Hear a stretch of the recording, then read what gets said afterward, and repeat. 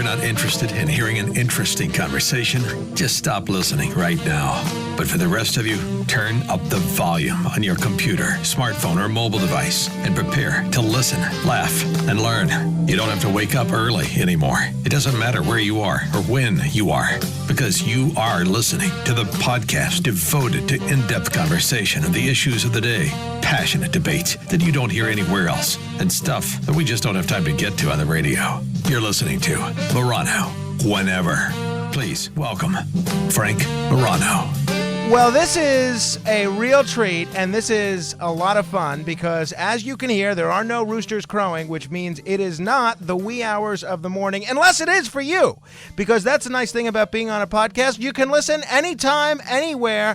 I'm Frank Morano, normally on Sunday mornings from 4 a.m. to 8:30, and a part of the Joe Piscopo Show from 6 a.m. to 10 a.m. during the week. But I am so excited about this new venture that the folks here at AM 970, The Answer, have given me the opportunity to do, where we're really going to explore a lot of issues in depth, not in 8-second sound barks or even 8-minute mini segments that they call interviews these days, but we're really going to delve into topics and subjects that at least I'm interested in, and hopefully you will be too. And I have to tell you, the story that we saw recently regarding the death, really the murder, of James Whitey Bulger is one of the most fascinating stories because it was a cap on really an incredibly fascinating life. We're going to find out how fascinating in just a moment, because everywhere since this story broke, all I have been deluged with is questions about Whitey Bulger's death, questions about his life. Who was he? And the more I do my best to answer them, the more I realize that I have a lot of questions about James Whitey Bulger. So we have three experts in studio with us today, and I am really, really huge admirers of all three of these people, and I couldn't be more appreciative of their time. And I want to begin with somebody that knew James Whitey Bulger both as a criminal and then wrote about him as a journalist. He's been a regular guest on the Morano in the Morning show previously, the one and only Richard Stratton. Richard, thanks for coming in. Frank, thanks for having me. It's a pleasure. And as we'll get into in a bit, when Whitey was finally found, one of the books that he had in his lair there was written by a distinguished investigative journalist, a great radio talk show hostess in her own right, the author of several books, including Mob Over Miami, and a writer and producer for Newsweek, the one and only Michele McPhee. Michele, hello. Thanks for coming in. I mean, I am so happy to be sandwiched between these two guys. This is great. And let's look at the other part. And not in a lascivious way, of course, because it is the Me Too era, but nonetheless. It's great to be a piece of bread. Exactly. A piece of Italian bread. Let me welcome the other piece of bread, another terrific author, not only with respect to crime, but all sorts of issues. And before he was a writer, he happened to be the chief of the Rackets Bureau in the Brooklyn District Attorney's Office, also a defense attorney, the one and only Mike Vecchione. Mike, good to see you. Thanks for coming in. Thank you very much, Frank.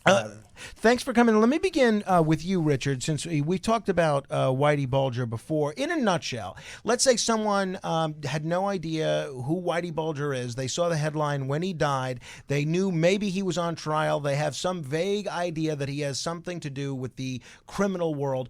Who is James Whitey Bulger, or who was James Whitey Bulger? How would you describe him? Well, it takes a lot to describe that guy. I mean, he was a multifaceted character, to say the least. But he was at one time the most powerful criminal in New England, I think without a doubt. And while he was the most powerful criminal in New England, he was also a top echelon criminal informant working for the FBI. He had a long-time relationship, he and his partner, what's his name now? Stephen Flemmi. Stephen Flemmi, the rifleman, had a long-time partnership with the FBI where they would give them information on the Italian mob mostly. And with that information, the FBI would go out and make a bunch of arrests, and Whitey's stature in the criminal world kept going up and up and up as he became more and more powerful, taking out his opponents. I want to discuss this top echelon informant program in just a bit, and some New York gangsters that were the beneficiaries of the FBI's generosity in that program with Mike Vecchione. But Michele, even before it was known that Whitey Bulger was giving information to the FBI as an informant, he was considered sort of kind of a Robin Hood-like figure. at least in some Boston neighborhoods, wasn't he? Well, there was the lore of Whitey Bulger. That was never actually true. It wasn't. Okay, so tell me, what was the score, even before it was known that he was an informant? How was he viewed in Boston? What did the folks of Boston know about him? Well, I can clearly remember the Boston Globe writing an editorial saying, Whitey kept the drugs out of Southie, which exactly the opposite happened. Whitey Bulger flooded Southie with drugs, and I had friends who personally died as a result of Whitey Bulger's drug reign, his murderous persona, and how he would just fly off the handle. I mean, he killed 2 women. So, the Globe, because they had a very close relationship with the Senate president, who, of course, was Whitey's brother Billy, they did this swan song to Whitey, like, Whitey, now that Southie doesn't have Whitey, then Southie is riddled with yuppies and drugs. Well, a lot of people know that their loved ones jumped off a roof or committed suicide or overdosed because of James Whitey Bulger, and a lot of people say the FBI is just as responsible for letting him run amok like that. Well, I want to follow up on what you just alluded to, his brother Billy, but Richard, just based on what Michelle said, right? So Whitey Bulger is such an interesting figure, in part to me, in that he's been dramatized so many times in movies and television shows. You had not only the movie about him, where Johnny Depp plays him in Black Mass. Brian, take the bag. I want you to have it. Yeah, I want you to have it. To do the hit on the wheel? No. That's $20,000 for you to not do the hit. I don't get it. Take the money, keep your mouth shut about what you just heard. It's best you're not involved. Take the money, take the money, take the money.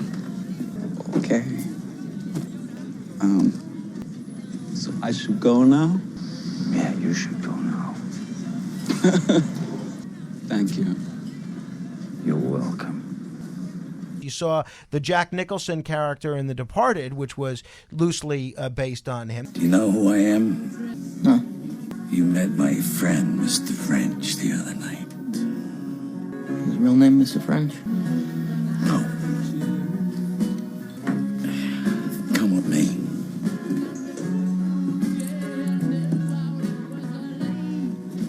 I'm not the cops.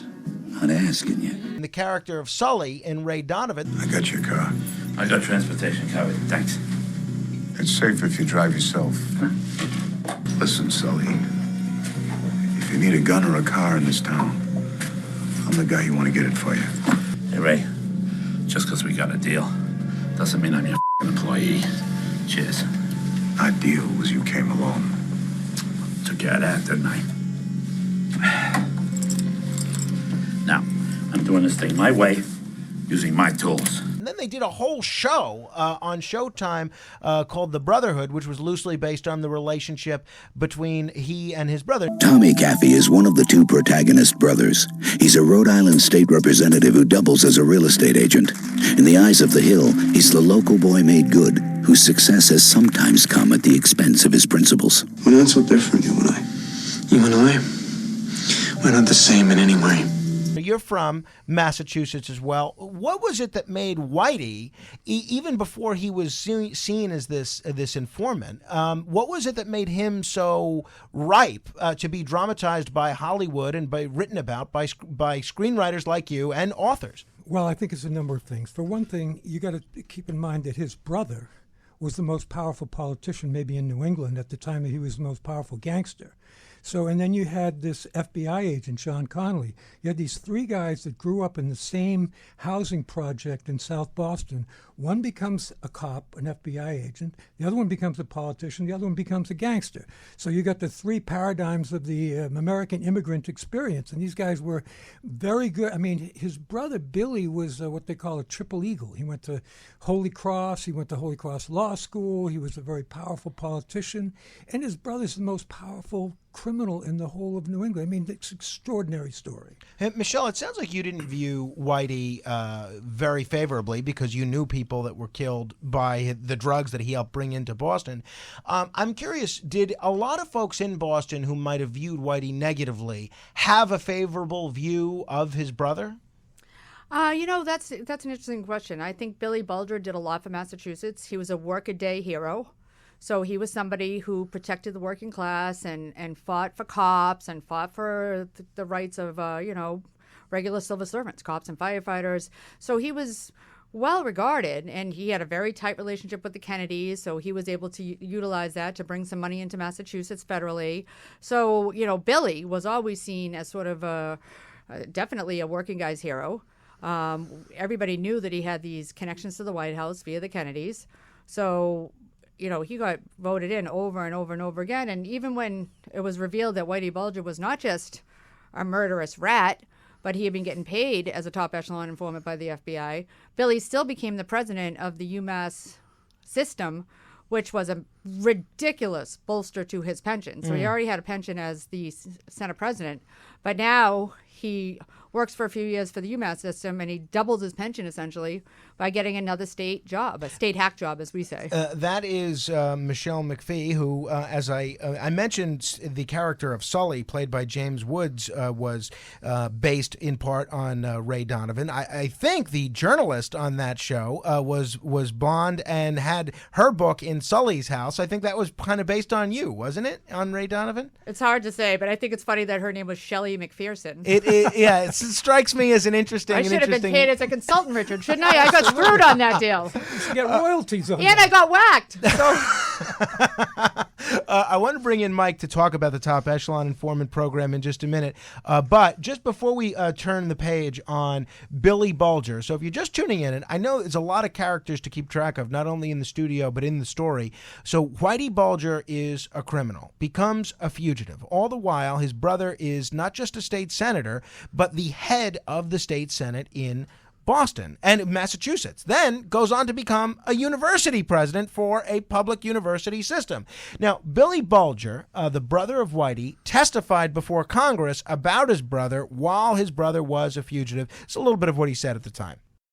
With the chairman's indulgence, I would like to offer a few words about my brother. Many words have been written about him, but few have been spoken by me. There are reasons why I have maintained a reticence on what for me is a difficult and painful subject. I recognize that my reluctance to comment has been vexing for some, and I also believe that it is responsible for some significant misunderstandings and misperceptions. So please allow me to speak plainly. I do not know where my brother is. I do not know where he has been over the past 8 years. I have not aided James Bulger in any way while he has been a fugitive. Do I possess information that could lead to my brother's arrest? The honest answer is no. I had one very brief telephone conversation with my brother. It occurred in 1995 and has long since been disclosed to law enforcement officials. Truth to tell, over the years, I was unable to penetrate the secretive life of my older brother. He marched to his own drummer and traveled a path very different from mine. So he was at Whitey's funeral, and he was at Whitey's trial when he was arraigned, at the very least. Richard Stratton, is what Billy Bulger, Senator Bulger, said there, was that true, from what your research suggests? Well, who knows? It's hard to say. I mean, from what I understand, there were phone calls that Whitey would phone in from time to time, and that he would call a specific number, and Billy would be there, and Billy would have conversations with him. I think Billy knew all along a lot more about his brother than he was ever letting on. I mean, I think they were close. Look, Whitey was... Even while Whitey was a fugitive. Even while Whitey was a fugitive, all the time that Whitey was who he was, he was the kind of guy, for one thing, he had a totally magnetic personality. You couldn't be around the guy and not be sucked up by his charisma. He was that powerful a guy. And his younger brother, Billy, was a big part of it. I mean, Billy grew up in a house where the father was crippled, had lost an arm, I think, in some kind of an accident, and Whitey became like the man of the house. And he went out onto the street to make money, to take care of the family. He was very close to his mother. It was that Irish charm that he had, too, that was just something that swept people up. And I think his younger brother was in awe of him. Was that your analysis as well, Michelle? Completely. I think that Billy looked up to Whitey. And I mean, see how articulate Billy was. Yeah. I mean, I almost believe him, and I know he's full of crap, right? So it goes to show you just how powerful this was. Look, there were so many unanswered questions about Whitey Bulger's time on the lam. Who just stumbles into a rent-stabilized apartment in Santa Monica 2 blocks from the beach? Yeah. Oh, Nobody. It's like winning the lotto. It's a worse chance than winning the lotto. And I was there when during the trial, when John Morris took the stand and talked about the day he literally had a heart attack because he got a call from Mr. Clinton. And Mr. Clinton, of course, was Whitey. And Whitey threatened him over the phone, and John Morris had to be pulled out of his office at the time at FBI headquarters in an ambulance because he had a cardiac arrest because Whitey called him. But what makes that even more interesting is that John Morris, after all of this dirt comes out, that he's been aiding and abetting this murderer. And John Morris is who? For the So John Morris and John Connolly were the 2 special agents. John Morris was John Connolly's supervisor, never did a day in jail. Completely dirty. I mean, one of the things that Whitey said to John Morris in that phone call that gave him a heart attack, literally a heart attack, is remember that what was in the box. Because one of the ways in which Whitey bribed these officials, John Morris wasn't a street guy like John Connolly was. He was much more refined. He was more of the accountant type of FBI agent. And Whitey would send him expensive wine. And in these boxes of wine would be cash, $1,000 in cash. Don't forget about that. I've never told about that. Now, after all that, guess where James ends up? Morris ends up. He ends up at the FBI field office in Los Angeles, 1.4 miles away from Whitey, where he heads the public corruption office. You can't even make that up. You cannot even make that up. Is wild. It strikes me as a good time to bring in Mike Vecchione, who, as I mentioned, is the author of a book called Crooked Brooklyn, in which he chronicles a number of the cases that he presided over as the bureau chief of the Rackets Bureau in the Brooklyn DA's office. But great book. An amazing book, and there's no more interesting chapter in that book than your prosecution of FBI agent Lindley DeVecchio for murder. And Lindley DeVecchio was aiding another gangster, a New York mafia figure named Greg Scarpa, who was also considered by the FBI, just like Whitey Bulger, a top echelon informant. Now, Mike, a lot of people might listen to this discussion that Michelle's having and Richard is having and I'm having and think, okay, that's got to be an isolated incident. The FBI essentially closing their eyes and letting gangsters get away with murder and being criminals of a really violent nature. But it's not. Tell us, what is the top echelon informant program? Where does Whitey fit into it? Where does Greg Scarpa fit into it? And maybe what lessons can the public learn about how to handle things like this going forward? Frank, one of the things that I learned from detectives over the course of my career was that you're a great detective based upon the value, the quality of the informants that you have. That's part and parcel of the cornerstone of being a successful detective. And the same thing applies to an agent. So it's not unusual for detectives, agents to have informants. That's precisely how they get the information that it wouldn't be available. You know, you can't pick up the telephone and call someone and say, hey, did you witness this crime? No, that doesn't happen. It's not written in a newspaper as to who committed these crimes until after an arrest is made. So you need something in the underground to someone in the underground to give you the information, point you in the right direction, and perhaps even put the finger on somebody and say, this is the person who did this. What the FBI was doing was using these top echelon informants, mafia figures, who had the respect of other people in the mafia, who had information about many people in the mafia, these people were able to travel in mafia circles and pick up information that was valuable to the FBI in their quote-unquote investigation of the mafia. In New York, Greg Scarpa was one of those people. But it started way back before I got involved with Greg Scarpa. Greg Scarpa was a top echelon informant for the FBI from the 1960s. He was arrested as a result of a burglary/hijacking in the Midwest and offered himself and became an informant way back then. Not to Lindley DeVecchio. DeVecchio was much later in the early 90s during the Colombo Wars in New York City, and I'll explain that in a second. But he started out his career as an informant way back in the 60s. He was the person who the FBI went to in order to crack the case involving 3 civil rights workers who were killed in Mississippi. Mississippi Burning. Correct. That's the Mississippi Burning movie, and the stories about that are all true. And how do I know that? Because the one person who is alive, who was with him when he went to Mississippi, was his long-term mistress, Linda Shiro, who was a witness for me in the Vecchione case. She told me the whole story about how they traveled to Mississippi, how the FBI put him up in a hotel, how when she walked into the hotel as a young woman who had never flown before, by the way. She was in awe of this whole situation. She walked into this hotel in Mississippi and looked around in the lobby, and there was a kind of a terrace around the lobby, an internal terrace, and it was lined with FBI agents. How did she know that? Because Greg told her, those guys are here for us. She went into a room, checked herself in, and Greg disappeared. What he did was force an individual from the Klan to give up the location of where these bodies were buried. She said when he came back to the same room, the plan was by the FBI to send them to Miami. But before they left, she was putting her clothes together, getting her her suitcase packed, and an FBI agent came and put a stack of money, and I'm holding my fingers apart about 4 or 5 inches on the dresser, and left the room. So she said, "What is that?" Greg said, "That's for us. That's because I did some work down here."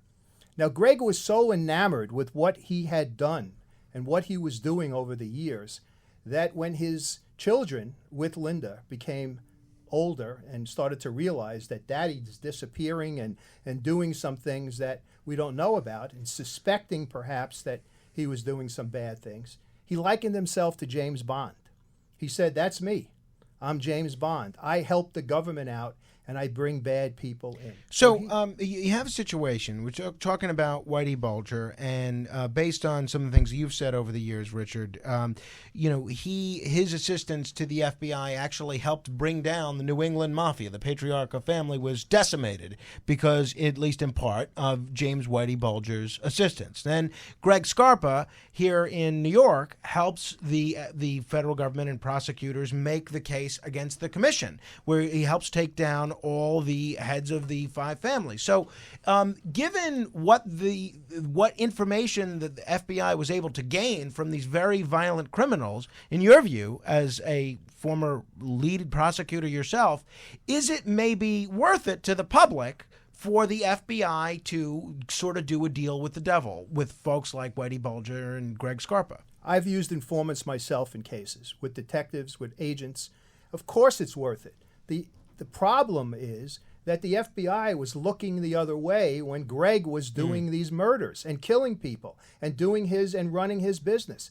When I had informants, one of the things that detectives who were working with me and investigators would say to the informant, there is no more crime. You can't do this stuff. And undercover officers have have a problem when they are expected to commit crimes to keep their cover. So the problem here is not with the top echelon informant program, because the end was a good one. It was the means to reach that end by allowing these guys like Bulger, like Scarpa, to continue to do what they were doing and to profit from the information that they were giving. DeVecchio was tipping off Scarpa to informants. DeVecchio was the FBI handler for Correct. Greg Scarpa. This information I received from Linda Shiro. It was the cornerstone of this case that we did. But so that's where things went wrong. And the same thing with Bulger. Bulger was doing what Richard said. He was helping the FBI take down the patriarchal family. Fine. But Bulger was profiting from the ability to operate unencumbered. The FBI was looking the other way, and he was doing all of the things that he was doing unencumbered by law enforcement. But you know what I think is very interesting here is the relationship between the handler and the informant. And what they do, and you look at the case of Connolly and Bulger, both from South Boston, both Irish guys, a lot in common. Del Vecchio and Scarpa, both Italian guys, these guys become so close, and their lives depend on one another. Because if the informant is revealed within the underworld, he's going to be killed. Right. So the relationship between these two, I mean, I've likened it to a marriage. It's kind of a marriage of sorts. And, it's filled with all of the problems that you have in a marriage. You become close to the family. You get really close to this guy's life. And that's what makes it so fascinating. It gets to the point where I think the handler actually trusts and depends more on the informant than the informant does on the handler. The informant begins to control the relationship, and that's really fascinating. In the situation with Scarpa and DeVecchio, Richard is 100% correct. The informant became the guy controlling the situation as opposed to the agent who was supposed to be controlling the situation. And Richard likened it to a family member or even a marriage. Well, you know what Scarpa called DeVecchio and referred to him as? My girlfriend. When he would go out and they would disappear, he would say to his boys, I got to go talk to my girlfriend. They, of course, claimed they did not know that it was an FBI agent, but that's how he referred to Scarpa. To DeVecchio. So the relationship was one that became symbiotic almost. Yes, exactly. And I remember talking to little Linda, who is Linda Shiro's daughter, and she would talk about how this guy used to come to the house, this guy Lynn, she didn't know who he was, and how her father used to prepare for him, and how Lynn would come in and they would go to another room and they would talk, and he was as friendly to the family as could be. And Lynn was there on situations when they would come back from doing bank burglaries, and they would get jewelry out of safe deposit boxes, and they'd be spreading this stuff on the table. And according to Linda Shiro, he would set aside, he meaning Scarpa, would set aside pieces of jewelry and give it to DeVecchio for his mother, for members of his family. So Richard's 100% correct. And the other thing is, these guys are incredibly charming.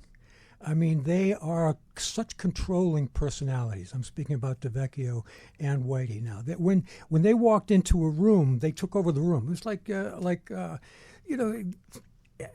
somebody at that level of crime brings with them a lot of respect, and the agents get sucked up by that. Yeah, Michelle, you're sitting next to Mike Vecchione, the only guy who tried to put Lindley DeVecchio on trial for murder. But John Connolly, Whitey Bulger's FBI handler, met a different fate than DeVecchio. DeVecchio's walking around free as the four of us are now, but John Connolly is in prison for aiding Whitey Bulger and tipping him off about his would-be arrest. In your view... He's in prison for exactly what we know for a fact Lynn Del Vecchio did, which set people up to get whacked. And it's almost as if these mobsters flip the handlers to become gangsters. I'll never forget H. Paul Rico, who was another one of these dirty FBI agents who put innocent men in jail in Boston. And he's called in front of Congress, and this ended up in a report that was supposed to change the way we do top echelon informants and how we handle it. Everything secret degenerates, the FBI's secret use of informants. And H. Paul Rico's being grilled. Don't you feel bad? You have a World War II decorated veteran who died in prison because of you. And he shrugged his shoulders and said, what do you want, tears?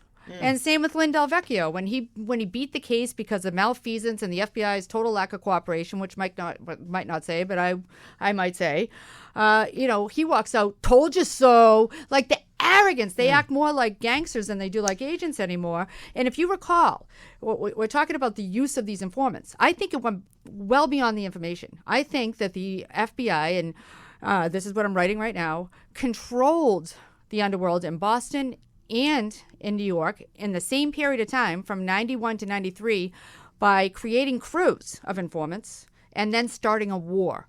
They did it with the Colombos, and they did it in Boston with Whitey's crew, Cadillac Frank Salemi, Stevie the Rifleman Flemmy, all FBI informants. They go to war with the Carrozza faction.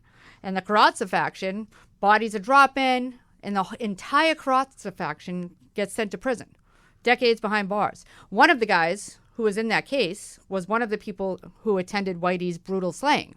He He's one of the 4 people that helped kill Whitey. And you think about it, what was the end result? The FBI informants were at the upper levels of the mafia, and the FBI's in charge. So you can almost understand from a strategic perspective Whitey trying to do away with his criminal rivals by having them thrown in prison. But the problem is the FBI helped him do it. Right. So John Connolly, Whitey's FBI handler who's in prison now, he, like a lot of people who are in prison, said he was innocent. I was commended by every director in the FBI's history from J. Edgar Hoover till the time I retired. I had an unblemished record. There's one reason why they don't want to give me immunity. They are afraid of the truth. The government is afraid of the truth. Now, Richard, you have been somewhat sympathetic to the plight of John Connolly. Yes, yeah, I interviewed John. I spoke to John at length before he went to trial in Boston. I think he got hung out to dry. They used John as a scapegoat to try to say, well, it was all this guy's. Meanwhile, he was doing exactly what he was told to do. He was doing what he was given awards for having done. He was cooperating 100% with the FBI in taking down the Patriarca crime family. And then because this thing became revealed, and I think actually it started with Scarpa here in New York, when the whole top echelon program started to be uncovered while this was all going on in Boston. Well, wait a minute now. We can't let this get out. We need somebody to... And, there was other things going on. I mean, Boston, Michelle will, I'm sure, agree, is one of the most tribal communities in the world. I mean, it's like the Irish are against the Italians, against the blacks. It's all these feuds going on. And they wanted to hang somebody out to dry, and it became John Connolly. John Connolly, in my mind, got screwed. They say, well, he tipped Whitey off. Please. Whitey was already on the lam. He was out riding around with one of his girlfriends when he heard on the radio that Fleming had been arrested. He was like, well, maybe I shouldn't go back to Boston now. He didn't need John Connolly to tell him what was going on. Whitey knew more about what was going on in Boston than Connolly would ever know. I mean, it was just ridiculous. And the case that they got Connolly in jail on now gave him 60 years, by the way. He's still locked up. He's been locked up now for close to 20 years. That is the most unbelievable case. When I tell people about that case, they can't believe it. Michelle, can you believe it? Honestly, I can't. And I'm with Richard on that. I think that John Connolly got hung out to dry because they needed a head to put on a stake, and they put John Connolly's head on a stake. What's really interesting now is if John Connolly has any concerns about if he might meet the same end as Whitey Bulger in prison. If I was John Connolly, I wouldn't accept any prison transfers. That's for sure. I don't mean to laugh. But they know too much. Like, these are two men who know. And remember, this is a name that people always forget to associate with the early origins of Whitey Bulger becoming an FBI informant, and that is Robert Mueller. Robert Mueller was a federal prosecutor in the U.S. Attorney's Office in Massachusetts who oversaw what John Connolly and John Morris were doing with Whitey Bulger and others. We now learn Mark Rossetti was another longtime informant who was working in the Patriarca clan, and Mark Rossetti is tied to possibly the murder of a state trooper in Massachusetts. There was a lot of reasons to keep people quiet about what really went on in the top echelon informant program from the late 70s all the way up until Whitey Bulger was finally locked up. Here's a big question about Whitey Bulger. He ends up, John Morris is 1.4 miles away, leading the public corruption office. Absurd. Like, that makes absolutely no sense. But then think about the guns they found in Whitey's house. Do you know how many times I have sent a FOIA in to get the brass catcher, as the ATF calls it, for those guns? Where'd they come from? Where'd those guns come from? And you really have to ask a question if Whitey was still working for the feds in some capacity the whole time. While he was a fugitive. While he was a fugitive. While he was number one or number two on the FBI's most wanted list. And maybe that's what he wanted to talk about. He was definitely sending letters, because I got one from a Taunton school teacher about all of the abuses he was suffering, he claims, in prison. Which nobody's crying a river over Whitey, that's for sure. So I have to ask you, Mike, how frustrating is it for you, as someone that tried to put Lindley DeVecchio in jail, who was Greg Scarpa's FBI handler, to see John Connolly is in prison? From your review, your analysis of the case, was John Connolly guilty? Does he belong in prison? Well, I don't know enough about the John Connolly case to say that he was guilty or not. I mean, I respect the opinions of these two who are here with me in this room. So, I mean, it's hard to say. I know what I know about DeVecchio, and I know what I know about Scarpa, and I know what I know about the top echelon, informant program. And, is it frustrating? Yes, it's very frustrating. It was the worst day that I ever spent in a courtroom when I had to stand up and dismiss that case. It was compounded by I had to go into the hallway in the courthouse and stand in front of the assembled press. There must have been 25 or 30 people out there with microphones and cameras, and talk to them about why this case had to be dismissed. It was incredible. If you think that's a bad day in a courtroom, you should try some of the days Richard spent in a courtroom hearing a guilty verdict. Well, that's when you're in the receiving end. That's on another. Exactly, another I'm teasing. But just one thing I would like to interject here. I mean, as much as this program is flawed, it's unbelievably effective. Well, so they what take about down, that? They get information from these informants they could never get because these guys are at the highest level. That's why they call them top echelon. That was my point that I started with, that it's impossible for law enforcement to do a job without informants. Impossible. Because informants get to places or are in places that cops, agents, other law enforcement people cannot get to. So I remember doing a case involving a wise guy murder, 2 wise guys on trial. They killed a kid because he had the audacity to sell drugs on their territory. They killed him. I put on the stand 4 wise guys, 4 hanger-ons, 4 wannabes. And in my summation to the jury, I said, basically what these guys have done is they have taken you into a room, opened the doors, thrown up taken the curtains and parted them so that you could look into a world that you would never, ever have the opportunity to look into. And that's exactly what these informants did for the FBI. And in some instances, and even in New York, they were successful. Yeah, well, so when Michele McPhee, when you were a commentator on the news in the Boston area and a radio talk show host in Boston, you would talk all about the sort of license to kill that a lot of these informants almost felt as if they had, and kind of called for somebody to be regulating and overseeing the informant program, top echelon or otherwise. I'm curious, does anybody know here? But don't forget, too, that my last book was about how Tamerlan Tsarnaev, the marathon bomber, was very likely cooperating with federal authorities, and you can make direct links to Tamerlan Tsarnaev and the CIA. It's amazing to me if that's the case. That was one of your books that I actually haven't had the opportunity to read yet. But does anybody know how many of these top echelon informants that we've already named a few? Stephen Flemmi, Whitey Bulger, Greg Scarpa, Cadillac Frank Salemi, Frankie Blue Eyes Sparacco. Sparacco. Now Sparacco is an interesting character because he's been writing letters to Andrew Arena, who is the son, of course, of Little Vic Arena, who was, Mike knows very well, at the head of the Colombo crime family during the war. There were 2 factions. They went to war together. Little Vic went to jail for triple life. Scarpa's crew rose through the ranks until Carmine the Saint was finally taken down. And Frankie Blue Eyes reached out to Andrew Arena in letters that I'm writing about right now, talking about how Billy Bright, another mobster, was set up by the feds to die just like Whitey Bulger. Now, this letter was written long before Whitey Bulger was, locked in a sock and had his eyes gouged out and his tongue cut out and he was mutilated, wrapped up in a blanket. I mean, literally, he had a welcome party. He had a South Boston blanket party. That's what they call a Southie blanket party.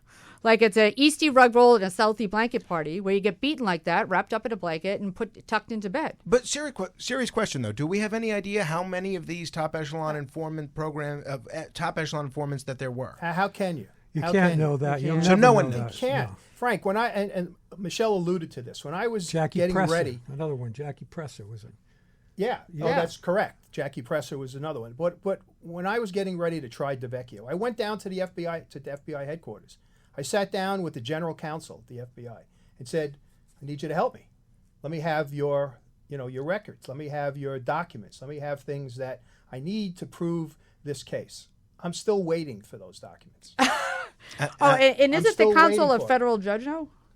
Yes. She's so, a federal judge. one other thing that I would add here, too, as far as the top echelon informants are concerned, and the reason that they kind of look the other way, the agents look the other way when these guys commit crimes, is because if they are committing crimes it's less likely that their Confederates are going to believe for a minute that they're informants. If somebody's out there killing people in a war, in the Colombo family war, and then another guy's saying, wait a minute, he's working for the FBI. What, are you crazy? Right. The He's FBI killing would people. never let him No, kill they'd people. never let him. As Anderson Cooper in that 60 Minutes piece alluded to, the mob ascribed more virtue to the FBI than the FBI actually Yeah, did. and I mean, in Scarpa's case, he would say, and he'd go meet with the Vecchione and say, hey, they're going to kill so-and-so. Then he would go kill the guy, and then he'd call him the next day and say, see what I told you? They were going to kill Skillet. Yeah, because that's how they're trusted at those levels, because no one could suspect.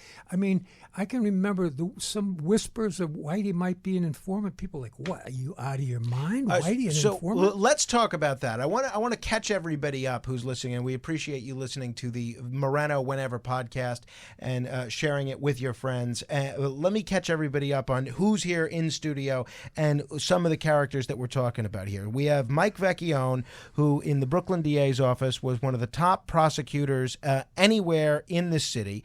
We have Michele McPhee, a distinguished writer, journalist, radio talk show hostess, commentator, and a real expert when it comes to crime, not just in the Boston area, but all over the country. And we have Richard Stratton, who was an importer of marijuana and hashish, went to prison for about a decade, and then became a pretty distinguished journalist and writer in his own right. Recently had a very successful miniseries documentary on A&E about John Gotti Jr. and his father called Gotti, Godfather and Son. I do recommend it very, very highly. And some of the people that we're talking about, Whitey Bulger, recently killed, murdered at 89 years old, believed to be an informant for the FBI. His brother, Billy Bulger, still alive, prominent state senator, the head of the state senate in Massachusetts before becoming the head of the public university system there. Also talking about Greg Scarpa, who was one of the leading gangsters with the Colombo crime family here in New York,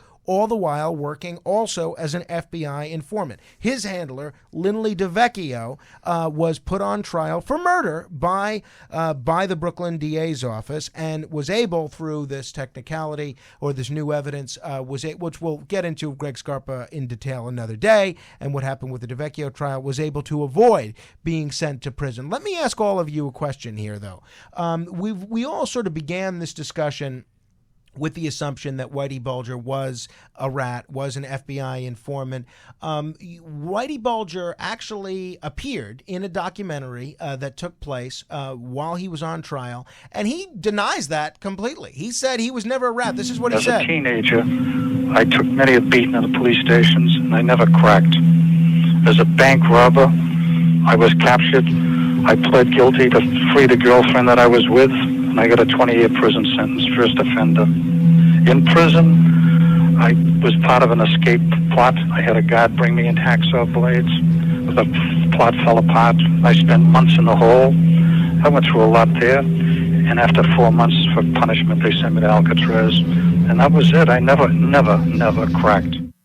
Richard Stratton, that documentary was made by a guy that you worked with on some documentaries, Joe Berlinger. Whitey makes a pretty good case there. Why would he choose to be a rat after getting arrested and doing time, including at Alcatraz, in instance after instance? I don't think he ever really considered himself a rat. I think he considered himself someone who was manipulating law enforcement.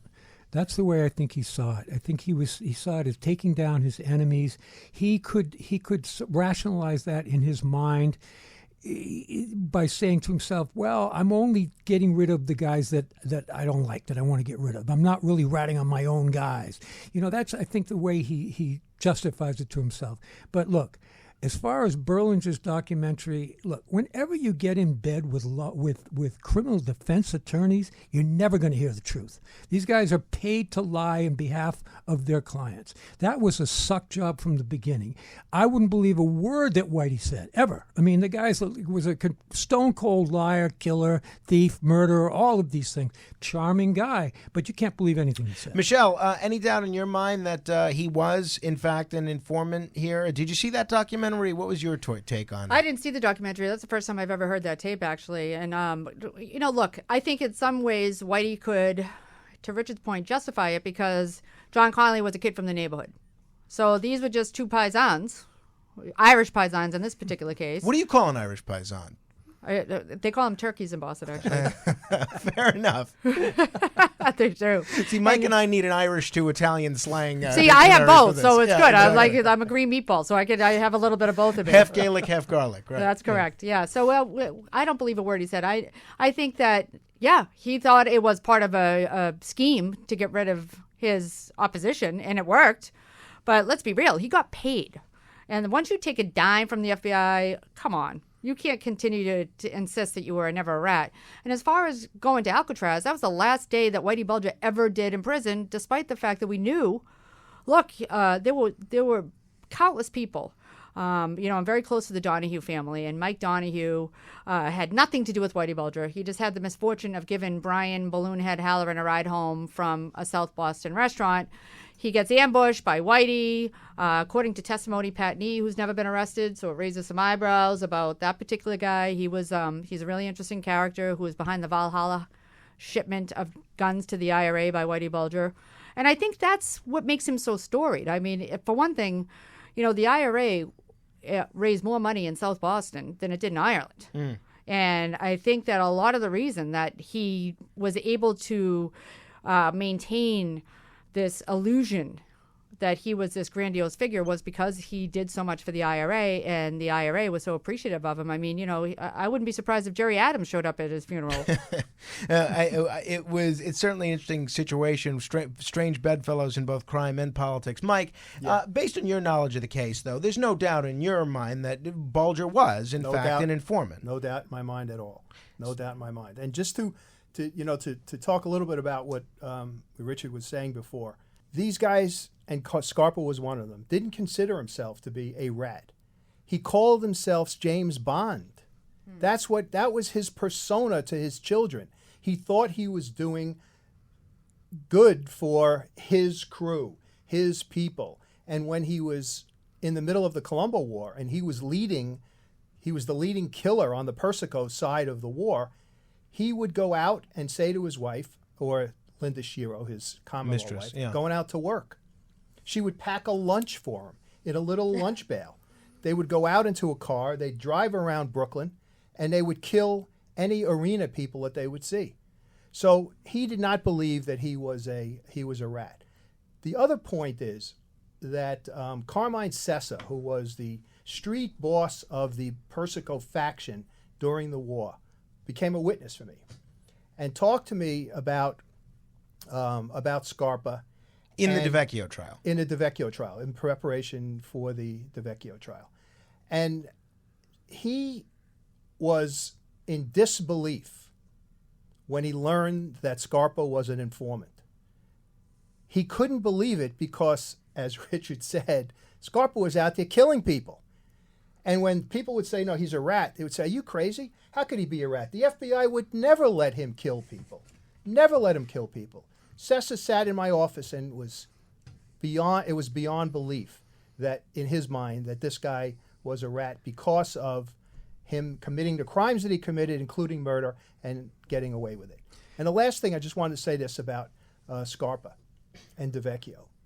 You alluded to Anderson Cooper. Anderson Cooper did an interview of DeVecchio on 60 Minutes a few years after the DeVecchio trial ended. And he asked him specifically, did you know that Scarpa was killing people while you were handling him? And he said, yes. And he said, did you know it while it was happening? And he said, yeah, of course. That's the guy he was. So this is not me as a prosecutor, not some witness on the stand. This is DeVecchio admitting to the fact that he knew, and the FBI knew, that Scarpa was a murderer and killing people during the course of this work for the FBI. But again, let me just say one thing. Remember now, I mean, look, the FBI was incredibly effective in dismantling organized crime as a result of these guys. Would we like the fact that they maybe had some top echelon informants in Al-Qaeda or in some of these? I mean, the thing about this program is, like, as I said before, it works. to get the information that they need to make deals with people who are at that level of whether it's organized crime or terrorism, whatever it is. We could hope that they're out there making these relationships with people involved in terrorism now. I mean, but the accountability factor, because the leave one it to a issue criminal I to have defend the FBI. If a cop, former criminal, if a cop allowed one of their CIs, if one of your detectives in the OCCB division or in Intel allowed one of their CIs to murder people, they would be brought up on charges. Without a doubt. Yeah. And that's the difference. It's Without the accountability issue. A detective would go to prison.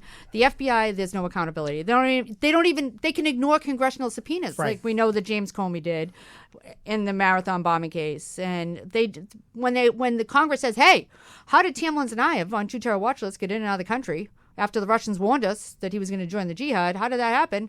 Screw you, we're not showing up. And that's exactly what the FBI does. Yeah, no, they're very powerful. Frank, when I had 3 FBI agents who were in the Colombo squad with the Vecchio testify at the trial.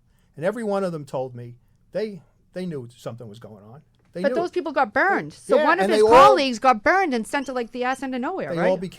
all became labeled as rats. They were sent to, you're right, South Dakota, someplace, and they had, it's one of them was there in the room during the Colombo War when something happened. I think one of these on the side of the Arena faction was killed, and it was brought to DeVecchio's attention, and he said, "We're going to win this thing." Yeah, right. That was his, another one, Willie Boy Johnson. Oh, yeah. Correct. Close guy. Was he a top echelon informant? Top echelon informant for years and years and years. I mean, and look how close he was to John Gotti. Yeah. I mean, he was feeding them information. He would tell them all the stuff. So, I mean, it's unbelievable. Without that information, they probably wouldn't have been able to put the bugs that they put in. They probably wouldn't have been able to take them down. There are 3 other aspects of Whitey Bulger's life that I want to touch upon. Before we move on from Scarpa and DeVecchio, though, Mike, I want to play you a portion of an interview that Lindley DeVecchio did with my friend Curtis Lewa while I was producing Curtis's radio show on this station. And DeVecchio talked to Curtis about the Colombo War. He was that good. He was able to maintain that pose as what he was, an organized crime member of the Colombo family, and at the same time giving me information. And it became tougher during the war, obviously, because we had trouble. We could talk to each other more on phone rather than meet. But the war actually started with attempts to kill Scarpa because he was a feared man on the Persico faction, and the Arena faction really wanted him out of the way. So in November of 1991, November 18th, as a matter of fact, they tried to kill him as he was leaving his house, and that's what fomented the war. But for years and years, I was able to maintain contact with him by going to safe houses, by meeting him at various off-sites, once or twice in the car, once or twice at his home. But it was one of those situations where it was a risky business if either of us were to be seen together. So I was very careful in that respect, and it worked for, as I say, for a dozen years. He was able to give me incredible information. In fact, the information was so good it really led to the commission case and to the downfall of what I think is La Cosa Nostra as we know it.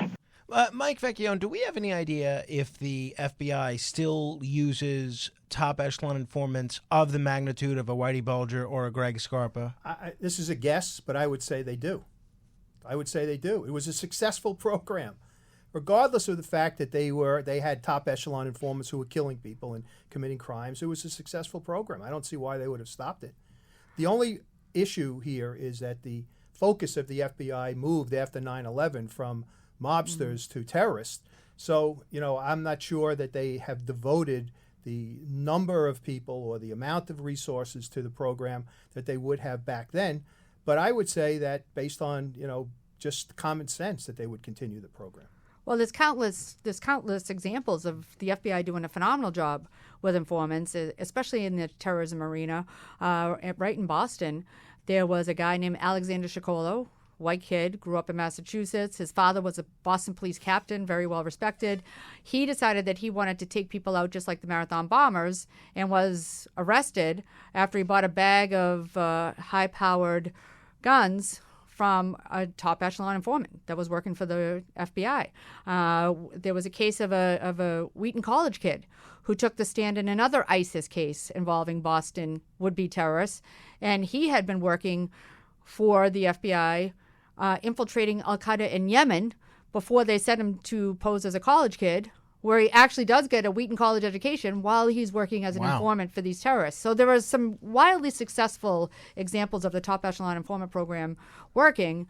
It's just when things go bad, John Connolly should not be the only guy spending decades and decades behind bars. Yeah, and maybe Robert Mueller's not the best choice for the most important investigation in the country. Why do you think right Whitey's now. dead now? It seems a little, the timing is a little very suspect. interesting. Very interesting. Richard Stratton, two quick things I want to ask you about. But first, your book, Smuggler's Blues, which is just tremendous. I recommend it to everybody. I buy it for a lot of people, and they tell me they haven't read it. I just send it right to them. When my lawyer got arrested and sent to the MDC, that was the first book I sent him. He said he left it there when he got out as instructional reading material for people. But in Smuggler's Blues, you describe, you were importing marijuana and hashish into this same area, a meeting that you had with Whitey Bulger, criminal to criminal. Tell us briefly about that. Well, basically what happened was that I was bringing in loads of hashish into Logan Airport. And I had what they call a catch there where I was paying off some guys that were in the air freight. And the guy that I was paying off was an Irish guy. And he opened up his mouth to somebody who was an Italian guy. And I was called to a meeting in Boston with a guy named Mike Caruana, who was connected to the Patriarch of Crime family in Providence. And Caruana said to me, okay, the name's Caruana, rhymes with marijuana. You're going to pay me $1 million and you're going to give me half of everything you bring into Boston after that. I was like, Mike, with all due respect, I don't have the $1 million, and I'm not going to give you half of whatever I do because then I wouldn't make any money out of it. I went to my guy, who was a Lebanese guy, who was a very powerful guy in organized crime, told him the situation. He supposedly checked out with Providence what was going on. Providence got back to him and said, tell this kid he's got to do it or they're going to kill him. So he came back to me and said, you got to do it or they're going to kill you. So ultimately what happened was that the Irish guy that I was working with at the airport, he was kicking up to Whitey. He was unbeknownst to you at the time. Unbeknownst to me at the time. I didn't even know who Whitey was at that. I mean, I'd heard about him, but I didn't know who he was. So I got in touch with him. He said, don't worry about it. Let me see if I can hook you up with Whitey. I met with Whitey, told him the situation. He said, don't worry about it. I'll take care of it. The Irish run Boston. The Italians don't run Boston. And 2 weeks later, it was squashed. And Caruana calls me up and goes, well, I didn't know you were with Whitey. I said, I didn't know I was with Whitey either.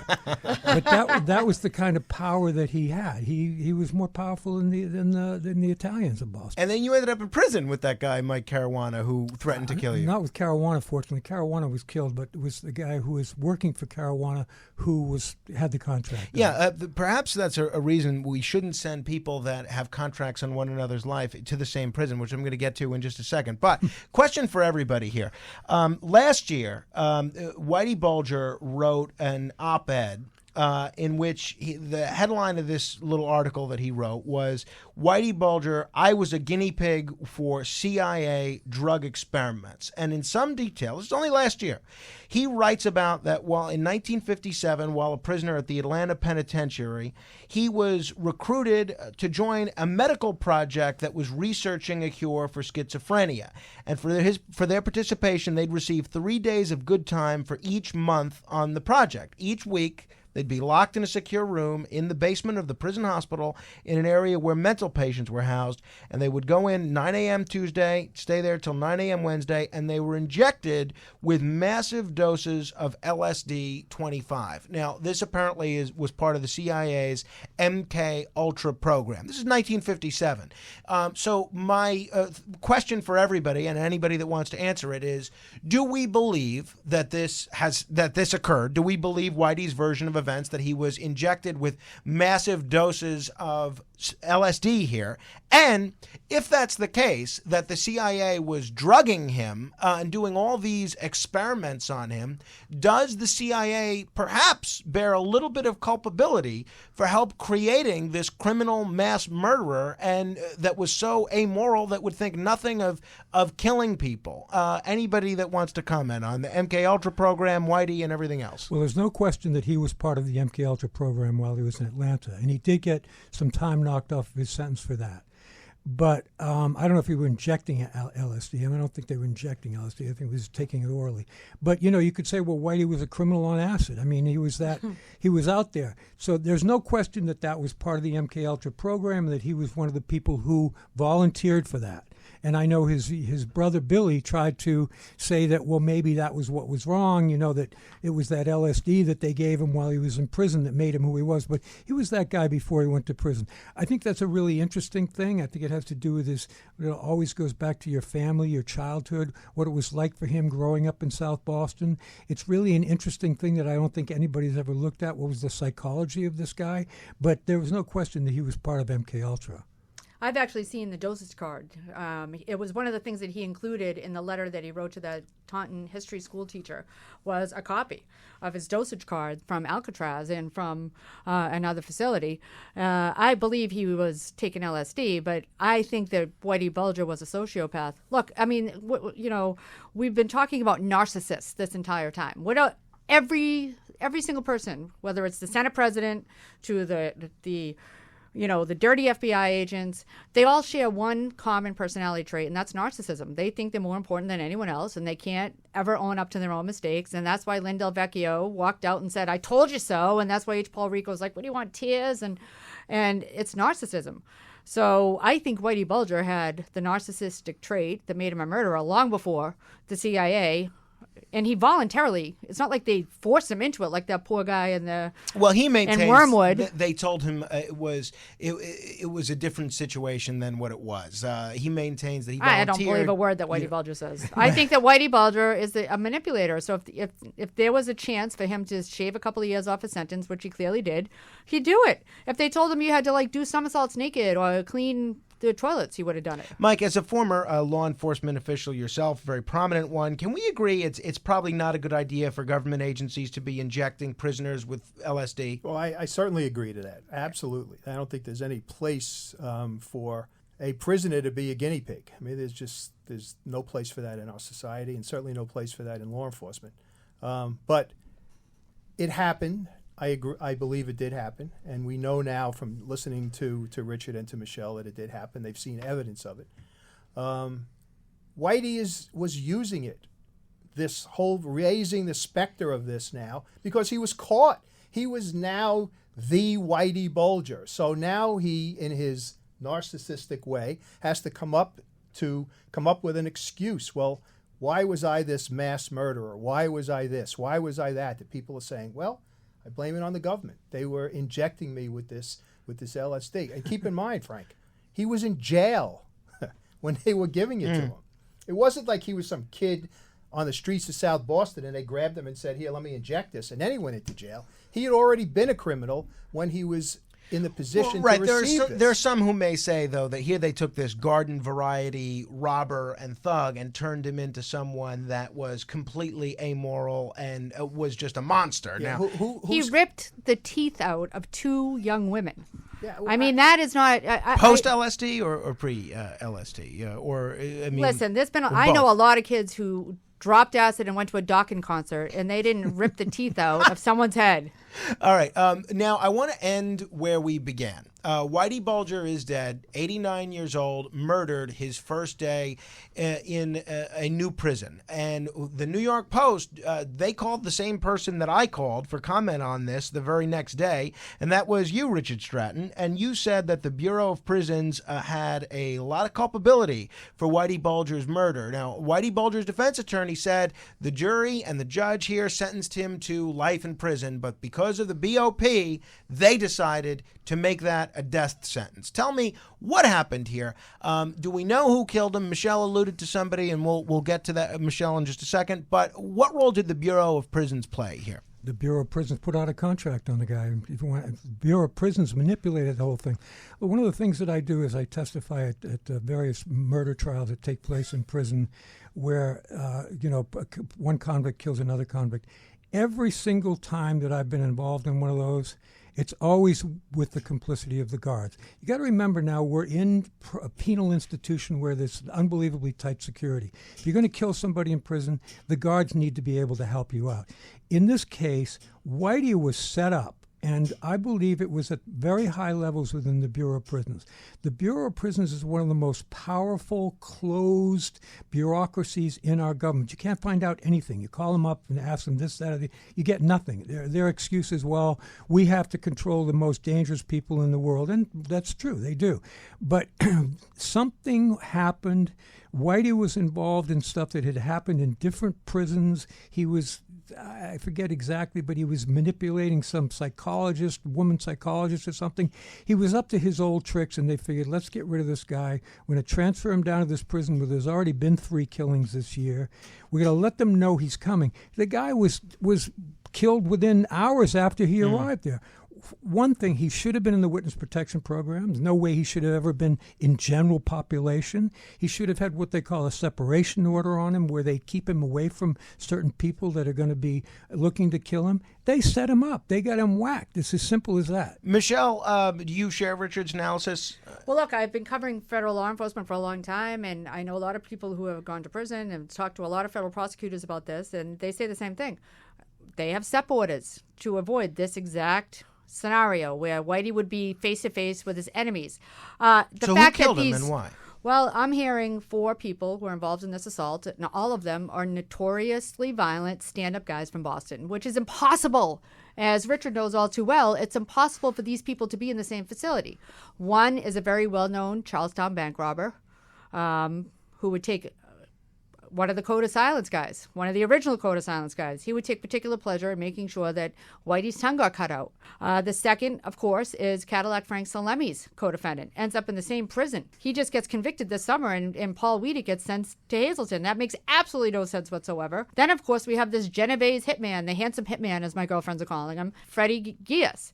And he is also someone who is well known for hating rats. And finally, we have DiColangelo, who's been identified as a suspect, and he was on the other side of the Salemi-Carrozza war that broke out in Boston that put Whitey and Stevie Flemmi and Cadillac Frank against the Carrozza faction. Well, DiColangelo was one of the guys who's doing life in prison because of the information that Whitey revealed on that crew. So what are the chances that those 4 people, Charlestown bank robber, Genovese hitman, North Shore wise guy, and Cadillac Frank's co-defendant are all in the same prison? And it's impossible. And if they're walking around, they're able to get into the cell. The guy is committed in his wheelchair. He's in a wheelchair wearing a diaper. He's incontinent at this point. He's wearing a diaper, and they just, and then you know how long it would take to commit that kind of attack? The guy is beaten beyond recognition. They try to gouge his eyes out. His tongue is hacked at. That's a long time. Absolutely. And then they wrap him up in a blanket and tuck him in nighty-night. Mike Vecchione, I have to think that if you had an informant, you wouldn't be putting him in with people that are notoriously anti-informant. That's correct. So it was I didn't know the background when you first heard that Whitey Bulger was killed in this prison he had just been transferred to. And it seemed to me that, well, he got into a beef with somebody. And then when I heard who was in there with him, first thing that came to my mind is he was set up. He was put in there to be killed, essentially. Yeah. You don't do that. You don't, particularly if there's supposed to be a separation order. And no one's been charged. And where is the Federal Bureau of Prisons? They won't even tell you who was in there. Quite amazing. I have a feeling we're going to be revisiting the story in the future. And I want to encourage you to revisit Mike Vecchione's newest book, Behind the Murder Curtain, which shows that it's not just the annals of crime where you find murderers. It might even be in the medical profession. Best of luck with that book, Mike. Thank you so much. And I was negligent earlier. I neglected to mention that Michele McPhee is actually the person that broke the story first about Whitey Bulger's murder. And Michelle, I know you're up to a whole bunch of different and exciting things. I hope we can talk again soon. Definitely. And Richard Stratton, we are the beneficiary of you living close to the radio station, so we call upon you quite often. So I'm sure we'll be seeing you very, very soon as well. Thanks, Frank. A pleasure to be here. Thank you. And we'll give the final word, since who knows how many final words he'll have left, to Whitey Bulger, who said in a letter from prison that if you want to make crime pay, go to law school.